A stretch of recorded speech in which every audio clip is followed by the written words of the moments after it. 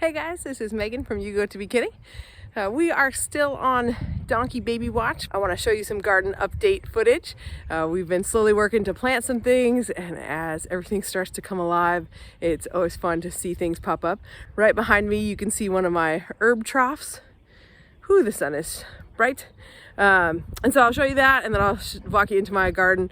I'm going to try to plant some peppers today, and I'll show you off all the different things that I have planted already. So this is the water trough feeder that is right up by the fence here, and I have yarrow, and it has come up nicely and it's already getting ready to flower, which is so cool because this all died off and it all came back on its own. And then I also have lemon balm, and again this died to the ground and it comes back up. And there are two in here. Oh, it looks like something might have eaten them. I had a bee balm, one or two that had popped up here, and it looks like something nibbled off the top. I wonder what that was. Those might come back. And then also in here I had holy basil or tulsi, and I haven't seen it pop up yet. I think that it's just not quite time for it, because I have been assured that once you plant it you can't really get rid of it. So that's what I'm waiting for in here. But let me go over to the garden and show you what we have there. All right, I'm out in the garden. I've got a few things planted. I've planted my tomatoes that I started indoors. I have some sugar snap peas and carrots, and I'll go around and show you those. And I'm also going to show you a section that just kind of sprouted itself from last year. And it's always interesting. This is only the second season we're growing here on our farm, and only the second season that we've been doing such a large garden, not just in a raised bed. So I kind of leave things for an experiment just to learn and see what's going to happen and see what changes. And so these tomatoes are cracking me up. I'll show you the difference between the ones that seeded themselves last year and the ones I started indoors. And I have some decisions to make on whether I'm keeping them, but I'll show you them in just a minute. So this is my whole garden space. I think it's about 2,000 square feet. That might be, maybe it's only 1,000 square feet. I should find the dimensions, but we didn't really measure it. We just put in the loads of mulch as we got them and the cardboard boxes as we had them. So I have a few rows of onions along here, and there's 4 rows of potatoes that I just planted the other day right here. So the potatoes will come up, and then they're very little, but I have a row of tomatoes and a marigold off to the left here that I started indoors and planted a few weeks ago now. It's been really rainy. We've even had a couple of kind of cold days, and our kind of cold days, and then I didn't harden them off super well. I actually have some tomatillos. It looks like this one actually might be getting ready to flower some, which is fun. But you can see the first set of leaves kind of took quite the hit. Probably got some sort of little insect trouble, but they're all still going.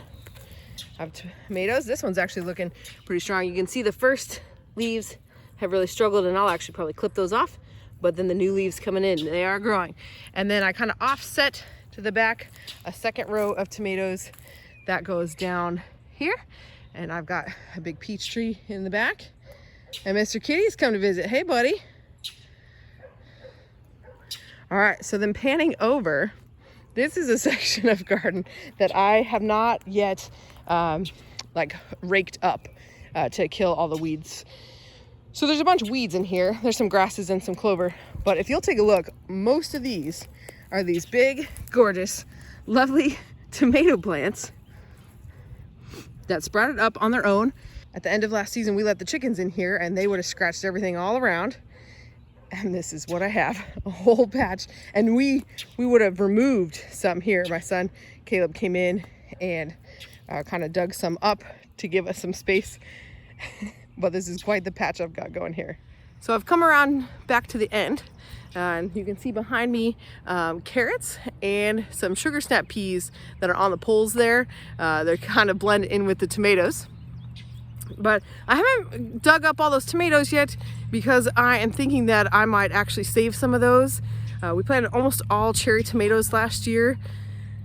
Now it's possible that they could be a hybrid because we did have one other type in with them.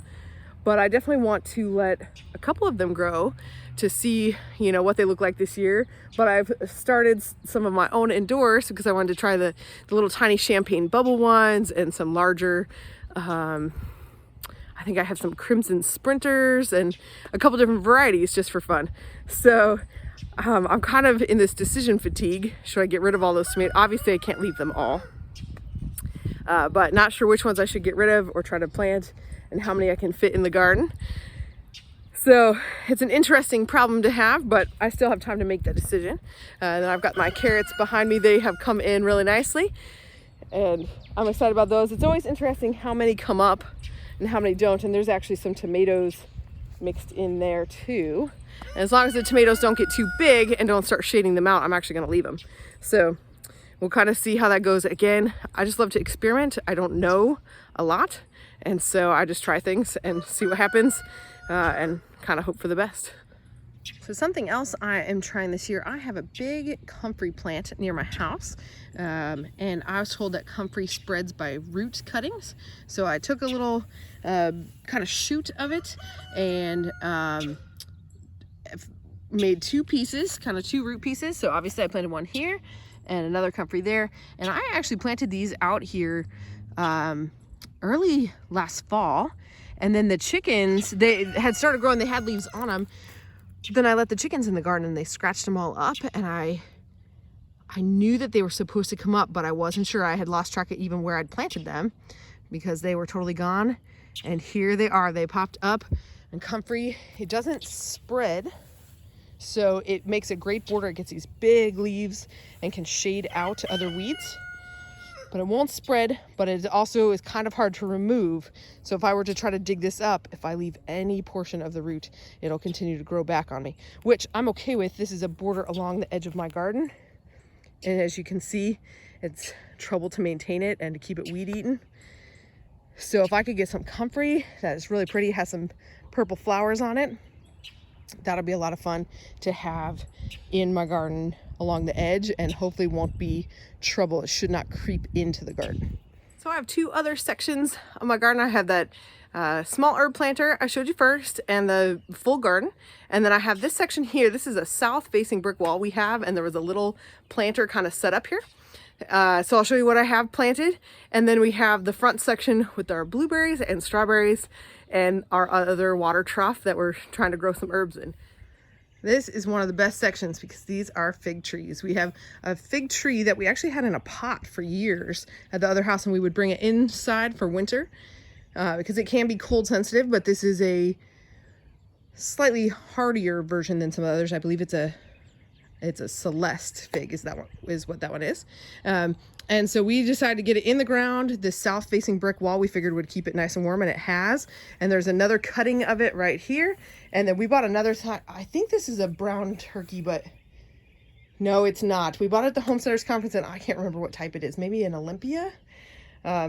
Anyway, it has been doing really well.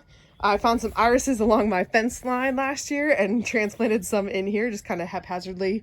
And they didn't bloom for me this year, but hopefully they will next year. I have my peony. This is so fun. I did not know what a peony was, but at our old home we had this lovely bush here that bloomed for me, and they are so beautiful. So this one is just starting to bloom and open up for me, and they almost always bloom right before the rain. So I normally come out and actually harvest them. So I think I've counted, I have maybe 6 or 7 blooms that will pop out this year, and they're so pretty. I love having them. And I tucked a few strawberries in here, in and among the flowers and the figs, just for fun. And I believe I've got a calla lily starting out back behind my comfrey. It didn't bloom last year either, and I don't think I planted it. I think it was just here. So it would be super cool to see a bloom on one of those. If you know anything about calla lilies or irises, something I'm doing wrong, they don't necessarily get a ton of morning light because this is the west side of my home. See, my house is here, so the west side of my home, but this wall faces directly south, so it only gets, once the sun comes over, it gets afternoon sun. So I'm wondering if the iris and the calla lily actually need some more sun. I'm not sure. I'll have to look that up.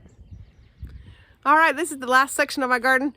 This is out front, right off of our driveway and right down our steps. I enjoyed coming out to see it. So this is our blueberry patch, and we are starting to put up these frames. We have a little piece of rebar and some PVC, and then we use some deer netting to run over the top of these to keep the birds out of them.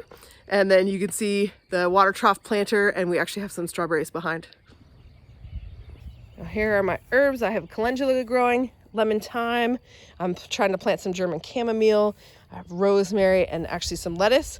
I'm hoping to get some sage and some skullcap. We'll see if the seeds germinate. If they don't, I've got a friend that has some of these herbs. I'll probably steal some actual plants.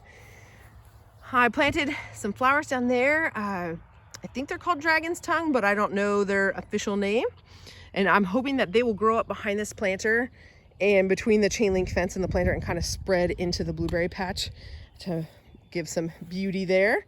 And our strawberry patch is doing great. The birds had actually started stealing some already. We have some red strawberries. So we had to get our bird netting up to keep those thieving birds away. So yeah, here's some more red ones. Thanks for watching. We hope that you'll join us next week. I love that Mr. Kitty comes and follows me around wherever I go. He is very sweet. So thanks for watching. We hope that you'll go down and like this video and subscribe, and we'll see you next time.